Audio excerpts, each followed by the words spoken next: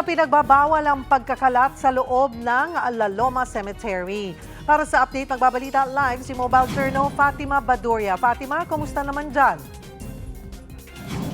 Cheryl, nasa 500 na raw ang dumarating dito kada oras sa La Loma Cemetery. Pero ito, ang kailangan tandaan ng mga bibisita rito, bawal ang plastic. Bawal raw yan para maiwasan ang kalat dito sa loob. Bawal na rin magdala ng pintura, pati ng pabango, lighter, alcohol at mga matutulis na bagay. Pati mga alagang hayop, bawal din dito. Bawal ang sasakyan, kaya kung may mga kasama namang matanda, PWD, buntis at bata, mayroon ding tricycle na pwedeng arkilahin. Yun nga lang, medyo mag-ready ng konti sa budget dahil nasa 50 to 100 pesos ang pamasahe. Pwede naman ng vendors, kaya may mga nagpo-food trip din dito.